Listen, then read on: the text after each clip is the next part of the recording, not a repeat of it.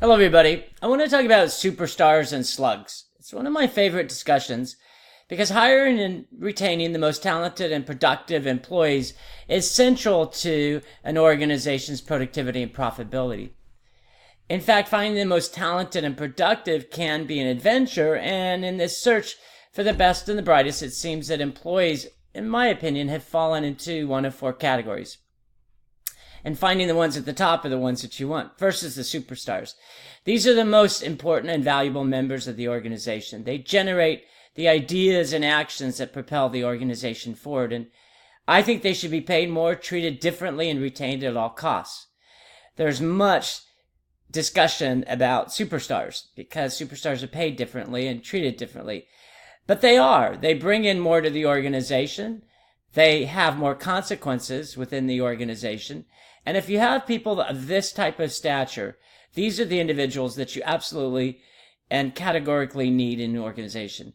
When you look at the organizations that do well, it is those 1, 2, 3, or 4 people who have just made such a contribution that nearly everyone else in the organization benefits from those contributions. Those are what we call superstars.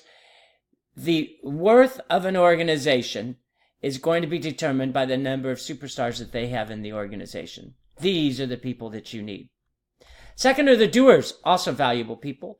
These are those that perform the job well. They're the ones that actually get the duties done that need to be done.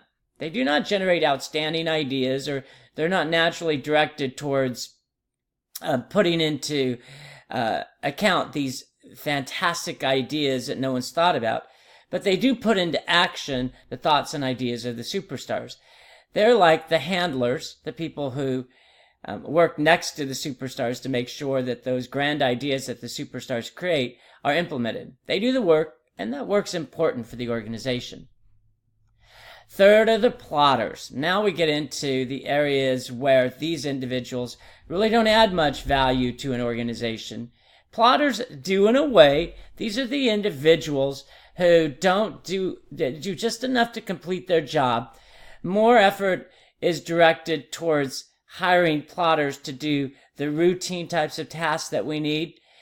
But many of these tasks are being outsourced or computerized. So this is very much a category of employees that is going by the wayside. It's because as we go down into the third and fourth categories, we're really not adding much value to the organization. And since you're not adding much value into the organization, these are not the individuals that should be compensated greatly or receive many of the advantages of being in the organization. Sounds tough, but in today's world, if you want to be a success, you have to be tough. And last are what I call the slugs. These individuals should be encouraged to leave the organization. They're a drain on resources, and they affect productivity and profitability, and almost certainly morale as well.